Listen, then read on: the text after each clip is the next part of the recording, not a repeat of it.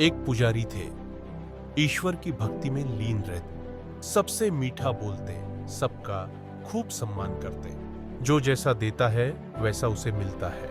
लोग भी उन्हें अत्यंत श्रद्धा एवं सम्मान भाव से देखते थे। पुजारी जी प्रतिदिन सुबह मंदिर आ जाते, दिन भर भजन पूजन करते। लोगों को विश्वास हो गया था कि यदि हम अपनी समस्या पुजारी जी को बता दें तो वह हमारी बात बिहारी जी तक पहुंचाकर निदान करा देंगे। एक तांगे वाले ने भी सवारियों से पुजारी जी की भक्ति के बारे में सुन रखा था।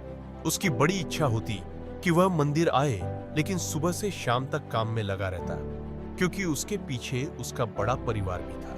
उसे इस बात का हमेशा दुख रहता कि पेट पालने के चक्कर में वह मंदिर नहीं जा पा रहा। वह लगातार ईश्वर से दूर हो रहा है। उसके जैसा पापी शायद ही कोई इस संसार में हो। यह सब सोचकर उसका मन ग्लानि से भर जाता था। इसी उधेड़-बुन में फंसा उसका मन और शरीर इतना सुस्त हो जाता कि कई बार काम भी ठीक से नहीं कर पाता। घोड़ा बिदकने लगता, तांगा डगमगाने लगता और सवारियों की झिकझिकियां भी सुननी पड़ जाती। तांगे वाले के मन का बोझ बहुत ज्यादा बढ़ गया।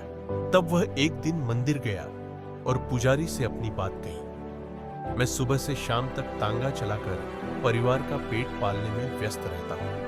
मुझे मंदिर आने का आश्चर्य नहीं हुआ, मंदिर आने का भी समय नहीं मिलता। पूजा अनुष्ठान तो बहुत दूर की बात है। पुजारी ने गादीवान की आंखों में अपराध बोध और ईश्वर के कोप के भय का भाव पढ़ लिया। पुजारी ने कहा, तो इसमें दुखी होने की क्या बात है? तांगे वाला बोला, मुझे डर है कि इस कारण भगवान मुझे नरक की यातना सहने न भेज दे। मैंने कभी विधि विधान से पूजा पाठ किया ही नहीं, पता नहीं आगे कर पाऊं भी या नहीं।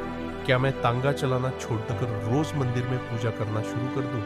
पुजारी ने गादीवान से पूछा, तुम गाड़ी में सुबह से शाम तक लोगों को एक गांव से दूसरे गांव पहुंचाते हो।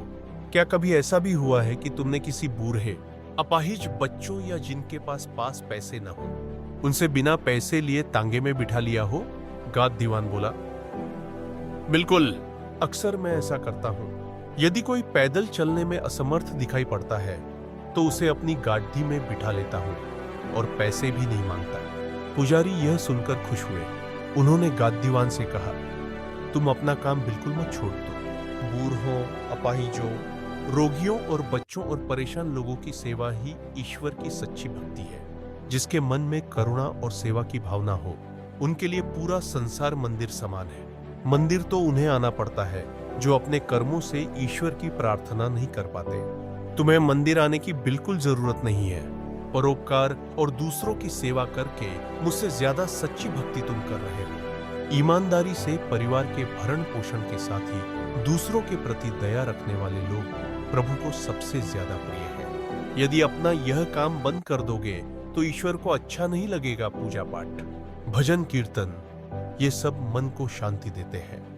मंदिर में हम स्वयं को ईश्वर के आगे समर्पित कर देते हैं। संसार के जीव ईश्वर की संतान है और इनकी सेवा करना ईश्वर की सेवा करना ही है।